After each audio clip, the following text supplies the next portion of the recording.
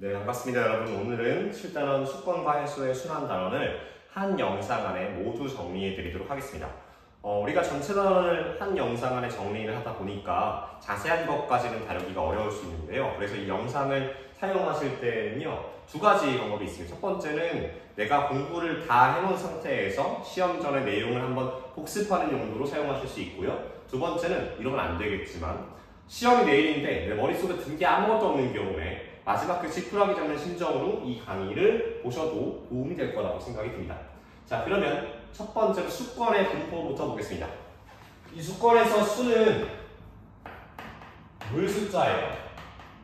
즉 지구에 분포하는 물에 대한 것을 우리가 수권이라고 하는데, 여기서는 그래서 지구에 분포하는 물을 어떻게 분류할 수 있고, 그리고 그 분류하는 것들이 어떠한 비율로 누가 많이 있는지를 얘기하는 게 첫 번째 내용입니다.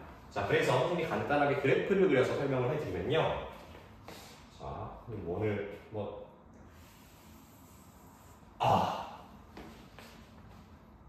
괜찮죠? 네. 좋아요. 자, 그러면 요 전체가 100% 수권에 있는, 지구에 있는 물이라고 했을 때, 여러분 그 초등학교 때 방학 때 일기장, 일기장이 아니고 뭐라 그러죠? 하루 계획표 짜는 것처럼 나눌 겁니다. 첫 번째로 가장 많이 분포하는 거. 선생님 수업 때 가장 많이 분포하는 건 뭘까 했는데 어떤 학생이 이제 잠이라고 얘기를 하던데, 저희는 그 계획표가 아니라 수권을 보는 거니까. 지구에 있는 물 중에 가장 많은 건 뭘까요? 그렇죠. 이건 어렵지 않게 알 수 있습니다. 바로 해수. 바다에 있는 물인 해수가 가장 많은 비율을 차지하고요. 그 비율은 약 97.5%에 해당을 합니다. 97.5.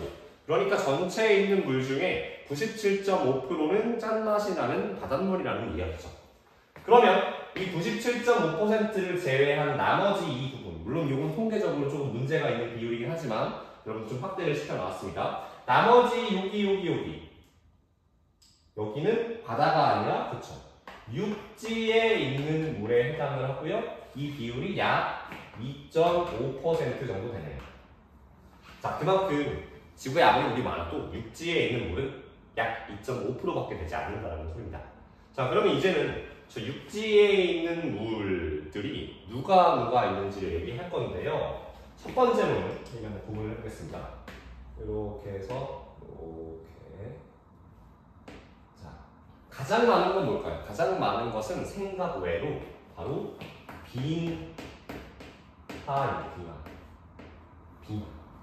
빙하가 육지에 있는 물 중에 가장 많은 비율을 분포합니다. 비율적으로는 약 1.7%만큼을 차지하고 있어요. 그러니까 자, 보세요. 우리가 육지에 있는 물은 2.5%밖에 안 되는데, 그런데 그 2.5% 안에서 1.7%나 차지하고 있는 게 바로 빙하라는 소리입니다. 그런 뜻은 우리가 쓸 수 있는 것은 2.5에서 1.7을 제외한 약 0.7, 0.8% 정도밖에 되지 않는다는 소리죠. 자, 어찌되었든 빙하 다음에 있는 것은 바로 지하수, 땅 속에 있는 물이 지하수입니다.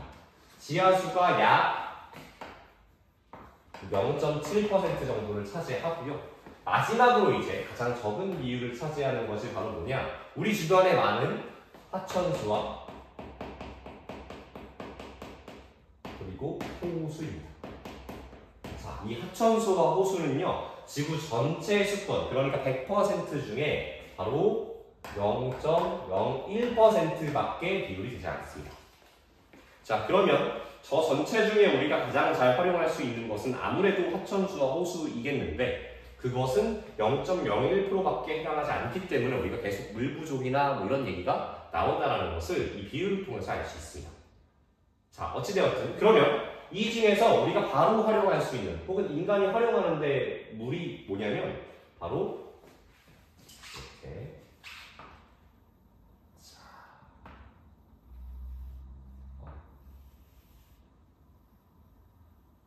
누구와 누구죠? 그렇죠. 지하수, 그리고 하천수와 호수가 우리가 주로 사용하는 물에 해당을 합니다.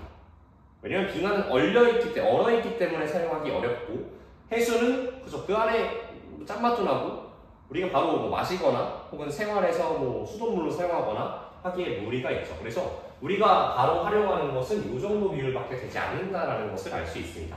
자, 그러면 이렇게 우리가 주로 활용하는 물을 뭐라고 부르냐? 바로 주로 활용하는 물을 수자원이라고, 수자원. 인간이 주로 사용하는 물을 수자원이라고 불러요. 그럼 수자원으로서 아무래도 가장 활용하기 쉬운 것은 합천수와 호수일 테고, 그런데 지금 보시면 비율적으로는 지하수가 훨씬 많죠. 이 지하수는 뭘까요? 그쵸? 땅 속에, 땅 아래에 흐르는 물인데 저 물을 많이 활용을 합니다. 왜냐? 우리가 그림을 그려 설명해 드릴게요.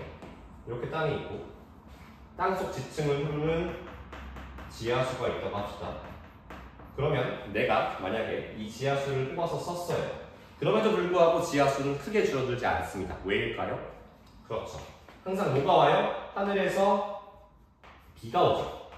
이 비들이 땅속 지층 혹은 암석으로 스며들어서 계속해서 지하수를 보충해주기 때문에 지하수는 활용이 굉장히 용이한 쉬운 수자원에 해당을 하고요. 많이들 활용을 한다는 것까지 여러분들이 기억해 놓으시면 되겠습니다.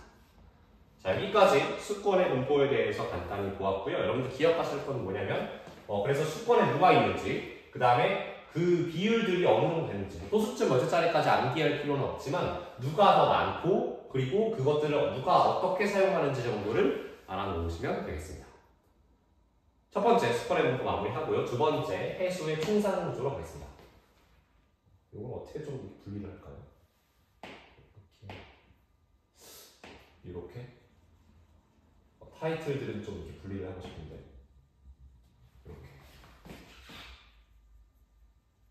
이렇게 많이 큰가? 그냥 하겠습니다. 요것도.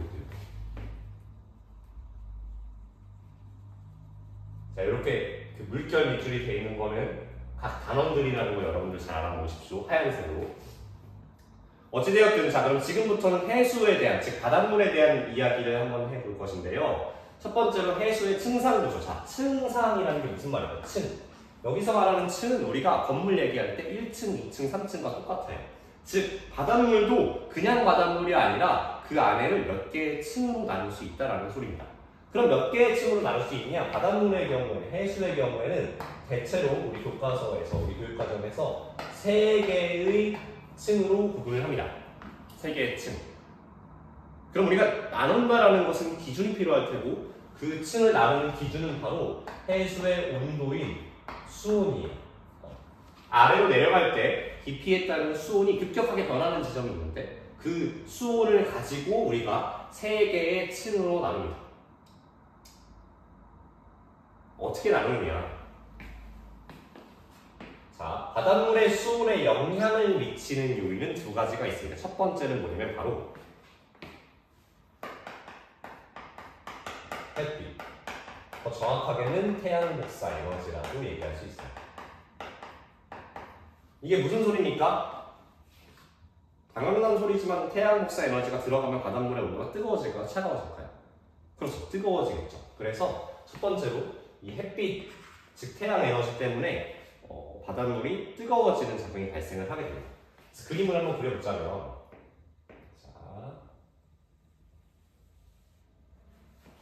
자, 가로축은 온도이고요.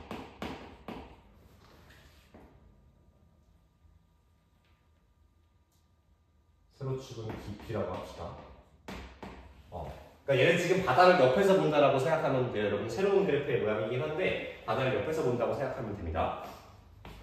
자, 그러면 맨 위에는 이렇게 햇빛이 뜨겁게 달궈주기 때문에 온도가 상대적으로 높겠죠. 근데 이 햇빛은 가장 윗부분만 달구기 때문에 아래로 갈수록 온도가 내려갈 겁니다. 바닷물의 온도는.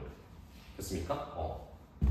자, 햇빛은 표층, 그러니까 어려운 말로 하면 표층을 달궈주기 때문에 바닷물에서 깊이가 깊어질수록 달궈주는 작용, 뜨겁게 해주는 작용이 덜해져서 바닷물의 온도가 이렇게 내려가게 되어지겠죠. 자, 그런데 생각보다 햇빛, 태양 에너지가 깊숙한 데까지 도달하지 못합니다. 바다의 평균적인 깊이는 약 4,000m라고 하는데요. 거기까지 바다 끝까지 햇빛이 들어가지 못한다는 거예요. 그러면 바다에서 햇빛이 들어가지 못하는 부분부터는 온도가 그냥 일정하게 아래로 이렇게 내려가겠죠. 이렇게. 됐습니까? 여기를 그냥 이렇게.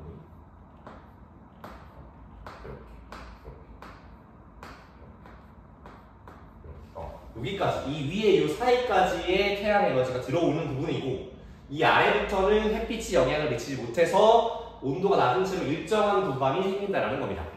자, 여기까지만, 여기까지만 한 게 바로 우리가 햇빛만 고려했을 때인데, 햇빛 말고 또 하나 바닷물의 온도에 영향을 주는 게 있어요. 그게 뭐냐, 바로 바람입니다.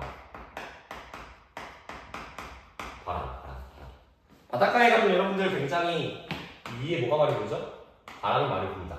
자, 그럼 이 바람들이 해주는 역할이 뭐냐? 선생님 바람 불면은 에어컨 나오는 것처럼 시원해서 혹시 이 바닷물이 차가워지나요? 그렇진 않고요. 온도를 낮춰주는 역할은 아니고, 이 바닷물은요 계속해서 물을 위아래로 혼합해주는 역할이에요. 쉬운 말로는 섞어준다는 거예요. 자, 그럼 봅시다. 원래는 바람이 없다는 걸 가정했을 때는 맨 위에가 제일 뜨겁고 아래로 갈수록 차가웠는데, 바람이 이 뜨거운 물과 차가운 물을 위아래로 섞어주는 거예요. 그래서 어떤 일이 발생하냐, 여기가 바람이 섞어주는 부분에서는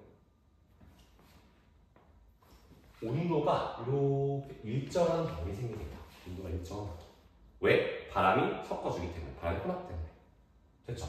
그래서 선생님이 처음에 얘기한 대로 바닷물, 일반적인 해수의 층상 구조를 얘기할 때는 총 몇 개의 층이 생겼죠, 지금? 그렇죠. 하나, 둘, 세 개의 층이 생긴 거예요. 됐습니까? 자, 그럼 이 층들의 이름을 알아야겠죠? 첫 번째, 맨 위에 있는 층은 왜 생긴 거예요? 그쵸?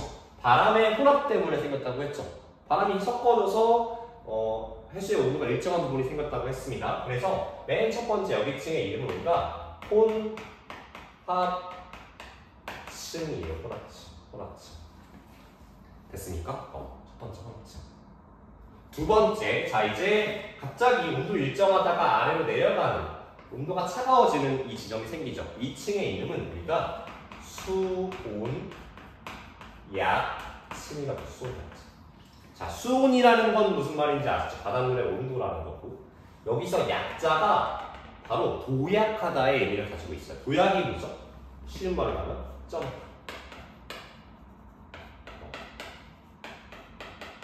지금 여기서도 지금 수온약층에서 뭐가 일어나고 있어요? 수온이 도약하고 있죠. 갑자기 변하고 있어요. 그래서 두 번째 층의 이름이 수온약층이라고 하는 겁니다. 마지막은요. 자, 여기서부터는 이제 햇빛도 영향을 미치지 않고 굉장히 깊은 바다에 해당해요. 그래서 이 마지막 층의 이름은 우리가 바로 심해층이라고, 심해층. 이렇게 세 가지의 층으로 해수를 구분할 수 있다라는 거 기억해 두시면 되겠고요. 뭐 하나 추가적으로 더 말씀드리자면, 이 혼합층의 두께에 대해서 얘기하는 학교가 또 있을 거예요. 혼합층의 두께. 자, 이 두께가 두꺼워지느냐 얇아지느냐의 문제인데, 아까도 얘기했듯이 혼합층은 바람이 위아래로 따뜻한 물과 차가운 물을 섞어서 생긴다고 했기 때문에 이 혼합층의 두께는 뭐에 비례할까요? 그쵸. 바람의 세기에 비례를 합니다. 비례표. 요 비례표시요. 즉 바람이 세지면 더 깊숙한 곳까지 섞어줄 수 있기 때문에 혼합층이 두꺼워지고요. 바람이 약해지면 혼합의 정도도 적어지기 때문에 혼합층의 두께가 얇아진다는 소리입니다. 여기까지 이 정도 해수의 침상구조 보시면 될 것 같고요. 다음으로 해류로 넘어가겠습니다. 해류는 무엇이냐? 바닷물은 가만히 있지 않고 움직여요. 그 여러 가지 움직이게 하는 이유들이 있는데, 계속해서 일정한 바람이 불게 되면 그 바닷물을 일정한 방향으로 밀게 됩니다. 그래서 여러 가지 요인, 특히 바람에 의해서 일정한 방향으로 움직이는 해수를 우리가 해류라고 불러요. 해류. 근데 이 해류는 들어가기 앞서서 두 가지의 종류로 나뉩니다. 해류는. 바닷물은 온도에 따라서 뜨거운 지방에 있는, 즉 적도 부근에 있는 바닷물이 있을 테고, 북극이나 남극, 즉 극지방에 있는 바닷물이 있을 텐데 따뜻한 물이 움직이는, 따뜻한 물이 오는 것을 우리가 바로 난류라고 해요. 난류. 여러분 그 학교에 있는 거 뭐라고 하죠? 손난로. 난이 뭐예요? 따뜻하다라는 의미잖아요. 그래서 따뜻한 해류라고 해서 난류. 반면에 찬물이 오는 것도 있겠죠? 찬물은 한류라고 해요. 한류. 뭐 한파 뭐 이런 말들 쓰죠? 춥다, 차갑다, 온도가 낮다라고 할 때 한자를 써서 한류라고 부릅니다. 그래서 첫 번째로 일단 이 해류는 난류와 한류로 구분할 수 있다는 거. 두 번째는 전 세계에 해류가 굉장히 많습니다. 엄청나게 많은 해류들이 있는데 우리는 중학교 수준에서 우리나라 주변에 있는, 우리나라에게 영향을 미칠 수 있는 해류에 대해서만 공부를 할 겁니다. 첫 번째로요. 여기 일본 아래를 지나가는 이렇게 거대한 해류가 있어요.